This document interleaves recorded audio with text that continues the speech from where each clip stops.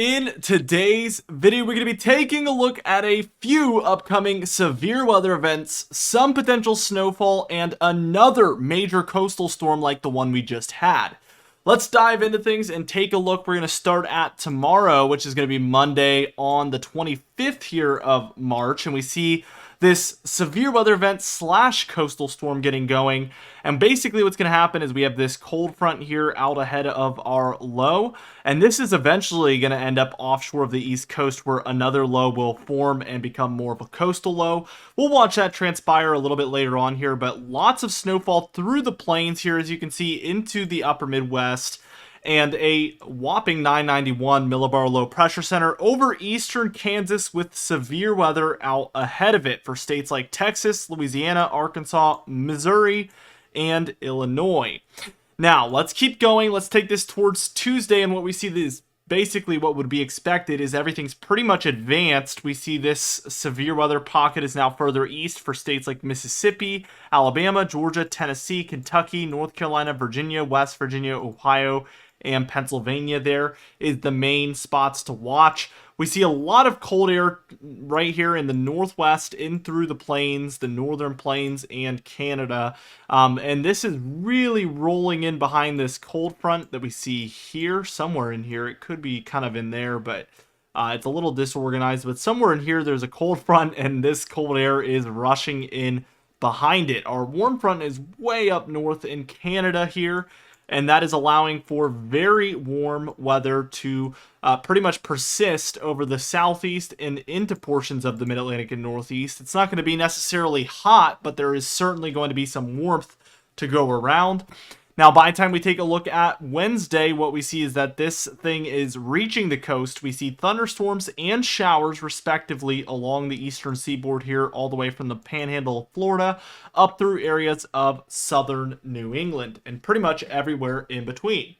Meanwhile, we see this cold air has advanced with the cold front, and now it's located over still some of the Rockies, plains, but now including the Great Lakes and Ohio Valley here as it's continuing to move eastward. And we even see a warm air mass move in for the southwest, which is pretty telling. And this oftentimes will cause this cold air mass to move further eastward, as we're seeing here. Let's take a look at what occurs overnight into Thursday. And just like I mentioned, we have this low offshore of South Carolina now. Precipitation up and down the east coast still for the day on Thursday. And I expect similar impacts from this storm to what we just saw previously this weekend.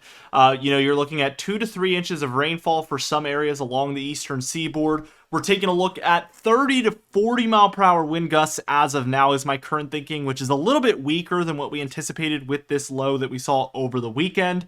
So I do expect the wind impacts to be a little bit less substantial than our previous storm, but the rainfall actually is what we're seeing suggested from these models could feature a little bit more rainfall than our previous storm. So a little bit more rainy, a little bit less windy, but overall pretty similar in the impacts and locations, where we see South Carolina, North Carolina, and Virginia seeing the brunt of the heaviest precipitation. And then coastal areas of North Carolina, Virginia, and up the Delmarva seeing the brunt of that wind. And that's where the similarities come in. So what we see is that this storm will move through. It will be intense, but it will be done by Friday morning. And what we're going to be left with on the eastern seaboard is some pretty darn cold air on Friday morning. This little trough here, it's nothing major, but it is reaching pretty far south towards Virginia and North Carolina. Could bring pretty substantially cold temperatures to these areas, could have some growing implications for people with gardens, such as myself. I'm growing a garden this year that I'm very excited about, so I am paying close attention to these types of things with potential low temperatures that are getting into the near freezing area. This is the type of thing that we're watching. We do see a trough building for the west coast and some ridging building here for the central states. So we'll see what happens with this, but I do anticipate that likely this warmth will head eastward. This trough will develop more over the west. That is probably what is most likely to develop here. I haven't watched this model run, but we do see something similar build for a little bit here. Although this trough is pretty messy and not very substantial, we do see the ridge pretty much prevail over the central and the eastern states. Even seeing a low here with a pretty long stretching warm front along that boundary where the warmth is moving in. So some more mild air over the course of the weekend here that is upcoming as we head into Easter. Let's take a look at those high temperatures on Easter Day. And what things could look like. And we do have some showery activity with this, what once was a warm front. I'm guessing it's a stationary front, or even maybe a little bit of a cold front at this point as it's kind of progressing further southward. It looks like mostly lighter showery activity is the most likely thing at this point, and we see multiple storms moving through this area. It's important to note that if we have any lows moving pretty far north like this over New England, that this will enable more chances of thunderstorms further northward. Anywhere south of that low likely would have chances of thunderstorms. We're not necessarily seeing that there, but I want to see because I think there is something like that. Here we go. So I did glance at this point on the model run here beforehand, and we see a 995 with a stretching cold front kind of extending back onshore. And this one in particular I see as a pretty decent opportunity for thunderstorm activity across the deeper south and these areas in the mid-Atlantic and southeast like North Carolina, Virginia, into Maryland, New Jersey there. This could be an interesting setup, and we even see some wintry implications here for Pennsylvania, New York, and New England, with some potential snowfall around Easter night. That's going to be, or better yet, that's April 1st, actually. So the night of April 1st into April 2nd, and we get another kind of stretch of very cold air. So for me, personally, I'm not going to try to give anybody gardening advice because I know how strong those implications are, but I won't be planting until I know nothing like this right here is going to be happening over my area. So I'm going to be watching this closely. I would guess that by April 2nd, this would likely be the last, if not nearly the last, of these pretty major cold shots. And then right here at the end of the model run on Wednesday, April 3rd, we get another strong low developing through the plains, a 996 over southeastern Kansas. A bit of a progressive cold front stretching out ahead of this system, and then a warm front here. There might be some occlusion at some point in this area, but regardless, we have a warm front here, cold front there is for sure what I'm seeing, and we would be watching for some potential severe weather again for Texas, Louisiana, Arkansas, Missouri, and through some of the deeper south states as well. So definitely an interesting scenario, something to watch closely. Let's see what the GFS has to say, because one of the biggest differences here that I saw, it comes after this big coastal storm, which, by the way, this model agrees great with the European model for this initial storm here upcoming for Wednesday through Friday timeframe. Great agreement. We even get that intense cold afterwards. It's a little bit more intense even on this GFS model, where we see this trough extending maybe even into South Carolina or even further south. So definitely a much more intense trough there, but a lot of similarities and pretty good agreement. So we do get this low up to the north here for New England around April 1st. So a little bit further north with this one, 995. Again, south of the low here, could be dealing with warmth, could be looking at isolated thunderstorm activity through these areas. I think the biggest difference here is that after this point, we get major cold air in the east prevailing. With these storms moving in, more of what you would expect to see southern sliders moving in like this, with this really brutal cold air here. I think this is probably overblown. This looks like something you would see midwinter, where I would even argue there's like the potential for snow right here if this was to tick northward according to the temperature pattern that we have here on this model. Although, of course, I don't really find that to be a very likely outcome. I don't find any of this to really be a likely outcome, I guess, is more of the point that I'm making. But with these parameters in mind, we're pretty darn close to a snowstorm, which is why part of why I think this is probably overblown. And really, we see East Coast snowfall. I mean, look right there. We're seeing snowfall in areas like Delaware, Maryland, DC, Virginia on April 5th. I think that's going to be highly unlikely.